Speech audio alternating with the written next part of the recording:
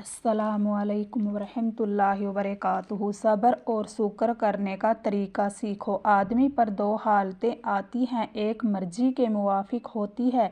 ऐसी हालत को खुदा की नेमत समझना और दिल में खुश होना और ज़ुबान से खुदा की तारीफ़ करना और उस नेमत से खुदा की इबादत और अताअत करना और उसकी नाफरमानी से बचना, उसको शुक्र कहते हैं। और खुदा की नेमतें बहुत सी हैं, जैसे खुदा ने आराम और सुख दिया हो, माल या औलाद, इज्जत या हुकूमत दी हो, तो ऐसे वक्त में अल्लाह का शुक्र अदा करना चाहिए।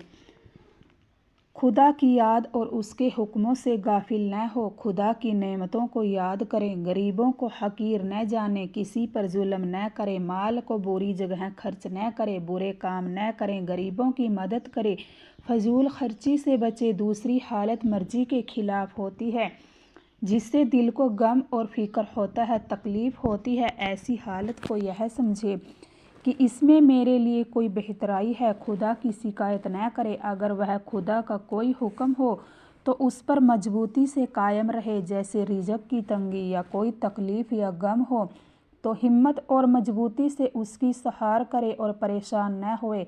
इसको सब्र कहते हैं। और सब्र करने के मौके पर आदमी बहुत से आते हैं, जैसे दीन के कामों से जी घबराना और बुरे कामों से तकाजा करता है, या हराम आमदनी को छोड़ना नहीं चाहता, या किसी का हक दबाना चाहता है, या किसी को नाहक तकलीफ़ देना चाहता है। तो ऐसे वक्तों का सब्र यह है कि हिम्मत करके दीन के हुक्मों को अदा करें और गुनाहों के कामों से बचे, चाहे जी को कितनी ही तकलीफ़ हो, क्योंकि बहुत जल्दी इस तकलीफ़ के बदले आराम नसीब होगा। और एक मौका सब्र का यह है कि कोई बला आ पड़े, जैसे बीमारी या रिज़्क की तंगी, या कोई दुश्मन सताए, या कोई अजीज़ मर जाए, या माल में नुकसान हो जाए। तो ऐसे वक्तों का सब्र यह है कि मजबूती से उस हालत पर साबित कदम रहे और यह समझे कि मेरे लिए इसमें बेहतराई है। और बेसब्री करने से तकदीर तो बदल ही नहीं सकती, फिर बेसब्री करके सवाब भी क्यों खोया जाए।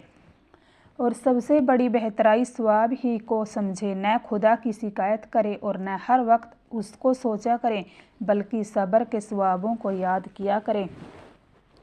इरशाद फरमाया अल्लाह ताला ने, और जिन लोगों ने अल्लाह की रज़ामंदी के लिए दुनिया की तकलीफ़ पर सब्र किया और नमाज़ें पढ़ी और अल्लाह की दी हुई रोज़ी में से छुपे और ज़ाहिर उसकी राह में खर्च किया और बुराई के मुकाबले में नेकी करते रहे, तो यह ऐसे लोग हैं जिनकी दुनिया का अंजाम अच्छा है, यानी आखिरत में उनके रहने के लिए जन्नत के बाग हैं, जिनमें आप भी जाएंगे और उनके बाप दादा और उनकी बीवियों और उनकी औलाद जो ताबेदार होंगे, वह सब उनके साथ जाएंगे। और जन्नत के हर दरवाजे से फरिश्ते उनके पास आकर उनसे सलाम करेंगे और यह भी कहेंगे कि दुनिया में जो तुम सब्र करते रहे, आज तुमको यह उसी सब्र का बदला मिला है। सुबहान अल्लाह, तुम्हारी दुनिया का भी कैसा अच्छा अंजाम हुआ।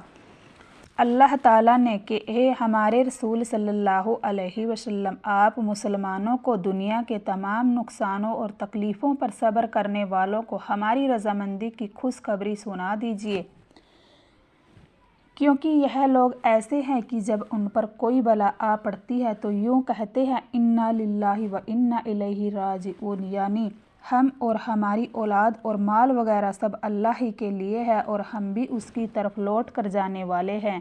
यही वह लोग हैं जिन पर उनके रब की मेहरबानी है और यही लोग सीधे रास्ते पर हैं। सूरतुल बकरा में सुब्हानल्लाहि व बिहम्दिही, कैसी इज्जत व शान है दुनिया की तकलीफ़ों पर सब्र करने वालों की। बेशक अल्लाह ताला सब्र करने वालों का साथी और मददगार है। और इरशाद फरमाया अल्लाह ताला ने इन्नमा युवफ़्फ़स्साबिरूना अजरहुम बिगैरि हिसाब, यानी जो लोग दुनिया की तकलीफ़ों पर सब्र करते हैं उनको बेशुमार ही बदला दिया जाएगा।